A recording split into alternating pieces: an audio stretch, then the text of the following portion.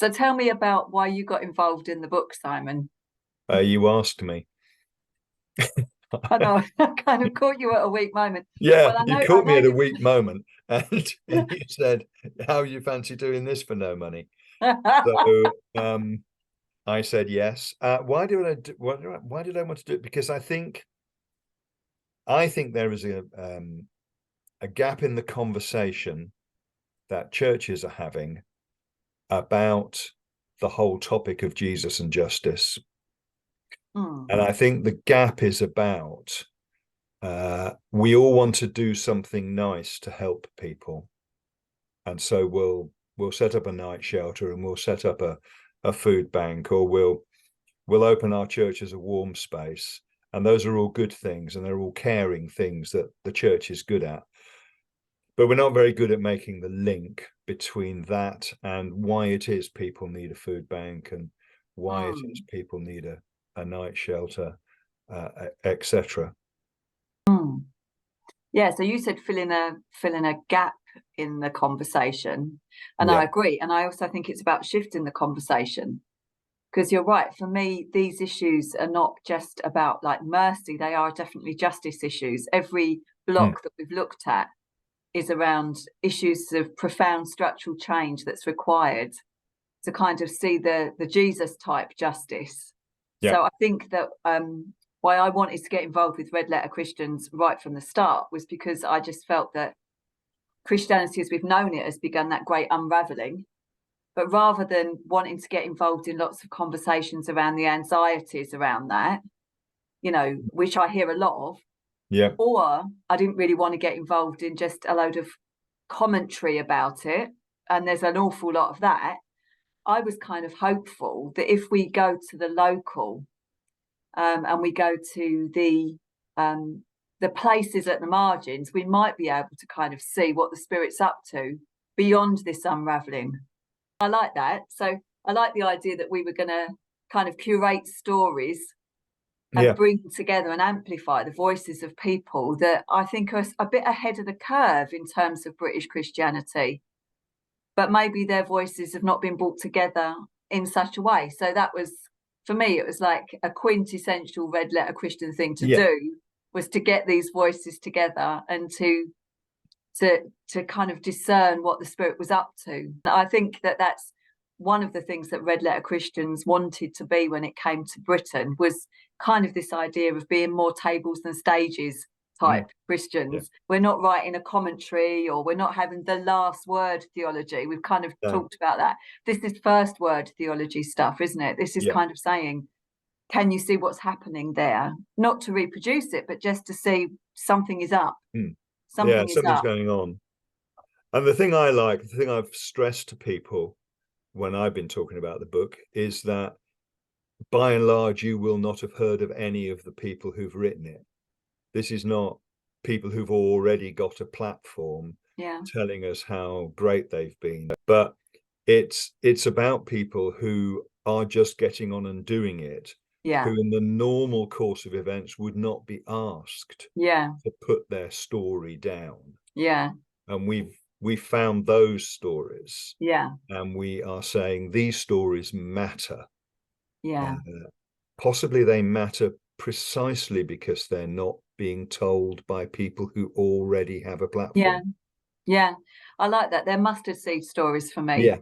And I can remember reading stories. I read Shane Claiborne's Irresistible Revolution at a time that I was already decades into kind of wanting that more radical Mm. discipleship. But reading his story and his community in Philadelphia just articulated something that I was reaching for. And I Yeah. feel like these stories will. That I think there is genuinely part of this unraveling of Christianity and its institutions isn't leaving people apathetic. I think for some people, it's leaving them kind of hungry. And that chimes with a lot of people's stories in the book, that they've always felt slightly unfulfilled by the Mm. kinds of Christianity that they were inheriting, and this kind of reach for questions that they didn't feel the church were addressing. As we've read the stories, there seems to be this kind of holy discontent within a lot of the people Yeah. that was already present and has actually grown and has led them to do things that are kind of at the edge of what other people have maybe attempted. Yeah, I do. And I think one of the differences between this and some of the other things that have emerged from those who are discontented with church structures and institutions and the way we do things, a lot of stuff is produced by people who just want to have a quite sophisticatedly argued whinge about how bad things are. And they want to gather people around them who similarly feel that Yeah, they really need to let off steam about how bad things are. yeah, Whereas these stories are about people who are doing something. yeah, They might be discontented with the structures. They might yeah, be angry about what society is doing to people, yeah, but they are getting on and doing yeah, something about yeah, it. And it's that doing, I think, that yeah, comes out of all these stories that I find really moving, yeah, and I think is the thing that people will latch on to. yeah. Because it's not I just, agree. here's a bunch of ideas, go Yeah, away and see what you can do with it. yeah, It's actually, here's somebody who's doing something in yeah, this place. yeah, And actually, although you won't do the same thing, yeah, you might well go off and think, well, I can do something similar yeah, where I am, yeah, inspired by the yeah. stories that we're reading.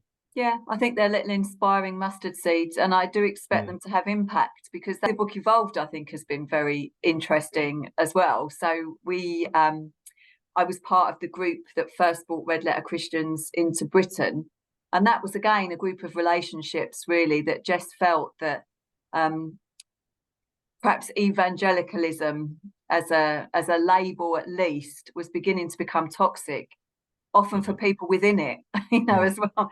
And Yeah. although Yeah. it's quite a different context from Red Letter Christians in America, which was where it originated, I can remember thinking, if we bring this to Britain, I think there's a work to be done here. Um, and it was great to be part of that team that would dream. And, and I think we came up with these ideas. We were going to amplify the voices from the margins, which this book does. We Yeah. wanted to connect things, connect people, particularly those who felt a little bit on the edge of church structures or Christianity, Yeah, and then the absolutely. other thing we wanted to do was to genuinely empower people, just to be a bit more radical about the adventures that they were willing to go on in Yeah. terms of living out Jesus and justice. And so the book kind of started by getting us all together in January, Yeah, right? absolutely. And I mean, we're not even a year old as a project. no, and that's been really good because that has generated ideas and energy Mm, for the project.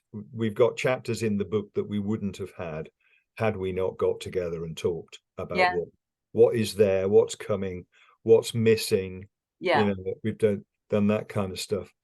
And I would like to think that this book might reignite mm, conversations yeah, amongst Christians about how yeah, gospel and justice come together, right, yeah, as well as inviting people who are passionate about justice, but yeah, who haven't made the connection with Jesus, maybe into a conversation. Yeah, and I think they have honestly and as accurately as they can told their story.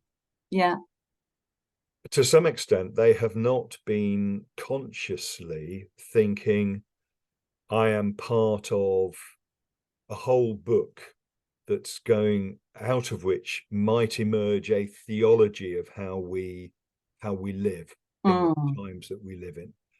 But the cumulative effect of all these stories is that there is something about the Jesus movement that is potentially world changing in the area of justice, in all sorts of aspects. yeah, Justice, yeah, social justice and gender justice and economic justice and housing justice and all the things that we think need to be put right. yeah, Somehow, all of that emerges from yeah, these chapters yeah, in a very unself-conscious way. yeah. Mm. And then we've kind of hit on this idea that once we've got these 20 odd stories, couple of dozen stories, to recognize actually they're part of this biblical tradition of a longing for shalom. Yeah. And, you know, and so we quickly recognized these roots, the roots that we see in Jesus and the Sermon on the Mount, they have also got a history back in the prophetic tradition in the Old Testament. And this idea that the Isaiah vision in Isaiah 65 is a beautiful way of capturing this longing we have for shalom, for things to be put right. You know, the landing on the Isaiah 65, the vision that emerges from that, some of the reflection that's been done on that passage, particularly Raymond Fung's reflection on how this might land in local communities, I think is really helpful way of tying together a lot of things that maybe look disparate, but which actually are part of the same whole. Yeah. So we've ended up with a book that's structured on the Isaiah 65 vision. We've kind of used that to give us a framework. And then I think we've done something quite interesting. We've got all these stories together. We've made connections between certain stories and the theme. So we've almost got like little blocks of stories. And then I also love it that the editorial is going to be done through dialogue. Yeah. This was something I was really hoping would stay out of, you know, the whole process of making the book, was that the book wouldn't belong to one person, and that no one person was going to tell anyone how to interpret the stories. So I love the idea that we're inviting people to dialogue and to say, well, what do you see? You know, people with maybe experience or theological training to articulate some of those connections, but nobody's going to tell anyone how to interpret these stories or what they mean. You know, I like that. These things are going to have a life of their own once they're released. Yeah, and I think they are the things that the dialogues will help the reader to make connections that the stories don't make themselves. Yeah. So the dialogues will bring reflective insight into what the chapters are saying, and maybe draw out from a section of chapters, a collection of chapters, they will draw out some common themes, but also some larger questions that need to be wrestled with by the reader. Yeah, it's back to this idea that this is not the last word, it's the first word. It's about drawing people into an ongoing conversation so that we can see the change emerging locally, but also being advocated in other places where significant decisions are being made about people's lives. Yeah. So here's a question to maybe help us land. We make the book. The book happens. I know we're aiming for the book to be available during Lent. Yeah. It's got a couple of dozen stories. It's got 5 or 6 dialogues. It ends with some liturgy, which we're writing. What do we hope is the takeaway for the person that reads the book? Who do we imagine is going to read it, I guess? And what are we hoping that they'll feel or they'll know when they finish reading it?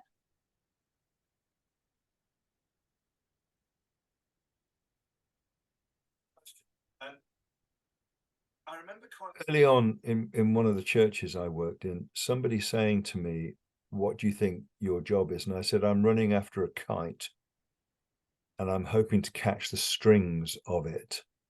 Not so that I can control the kite, but so that the kite can take me where it wants to go. Wow. Which they did not see as an answer to their question, because they were expecting me to come up with a 3-point strategy of how I was going to make the church work better. But my sense was that the church was going somewhere, that the wind of the Spirit was blowing through the church. And my job was to try and catch the kite strings so that I went where the Spirit went. Wow.